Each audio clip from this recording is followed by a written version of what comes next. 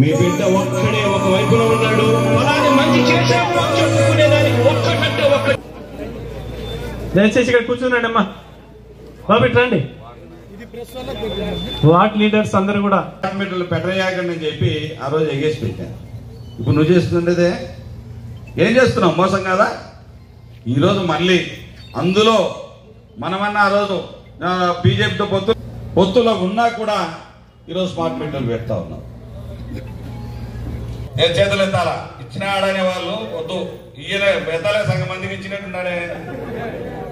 నాకు నమ్మకం లేదబ్బా, కొంతమంది ఇచ్చినట్టు చూపిస్తాను. అదే వాళ్ళ పాలన. ఒక్క గ్యాస్ చేతులు పెట్టి నిలదీయండి అన్నా, మాకు రావాల్సిన 26,000 ఒక సంవత్సరం బాగిన్నాం. ఆ బాగి కట్టు 2 సంవత్సరాలకు పథకం అని చెప్పలే కదా మాకు. నువ్వు చెప్పింది సంవత్సరం ప్రతి పథకం ఇస్తామన్నావు. నువ్వు చెప్పిన పేరు ఏం మాంత్రికం వేలు, ఓ బిల్ పటాపట్, ఓ నీకు అన్నీ అయిపోయినాయి. రాత్రి కూడా మీరు తలుచుకోండి, ఎప్పుడు బ్యాంకులో పడినట్టు పొద్దున మార్చుకునేట్టు, నీ పిల్లాన్ని మార్చి నీ పిల్లాన్ని చేతిలో పెట్టేట్టు. ఆ రోజు బాండ్ రాసి ఇచ్చినారు, మా ప్రమాణం చేసినారు. మా ఎన్ఎస్ఏ ఇవే కాకుండా చంద్రబాబు నాయుడు ఏమన్నాడు, జగన్మోహన్ రెడ్డి పథకాలను కొనసాగిస్తూ కొత్త పథకాలు కూడా ఇస్తారు.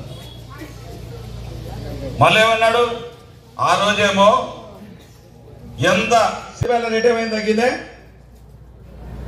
కందిపాయల రేటు తగ్గిందా అని అడుగుతా ఉన్నా. శనగపాయల రేటు తగ్గిందే? నూనె రేటు తగ్గిందే? ఎక్కడైనా కొట్లేమో 2,600 రూపాయలు, 2,700 రూపాయలు జగనన్న హయాంలో అమ్మాం. ఈరోజు చూస్తే 1,300 కొట్లు. మిర్చి రైతులకు ఒక రోజు 1,00,000 రూపాయలు నష్టం. ఎర్రగుంటలో పొగాకేసుకొని 14.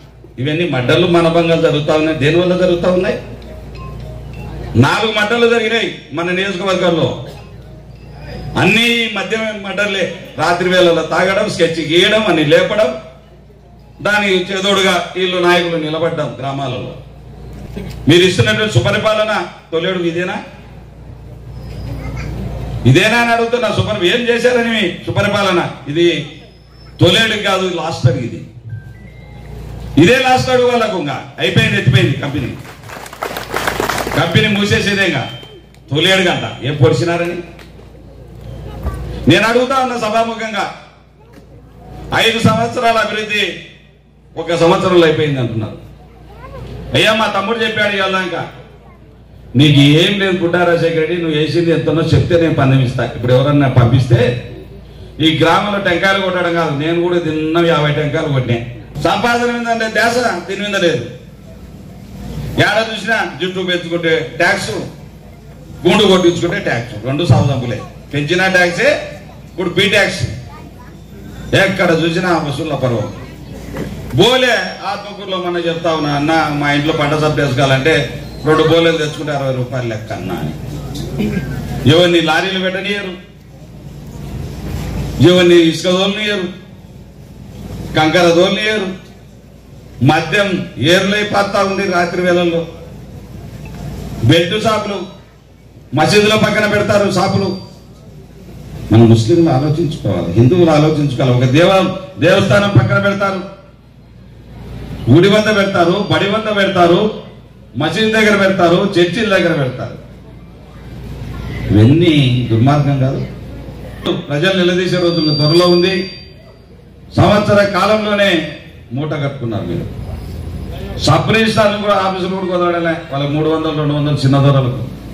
జగనన్న ఇంటికాడికి వచ్చి వేస్తా ఉంటే ముసలోళ్ళు ముత్తుకోళ్ళు ఇప్పుడు 4 రోజులు తిరగాల్సి వచ్చింది బియ్యం కోసం.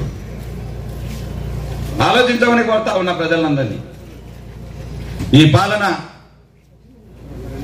జగన్మోహన్ రెడ్డి పాలనకు దీనికి బేరీ చేసుకోమని చెప్పి తెలియజేస్తా ఉన్నా.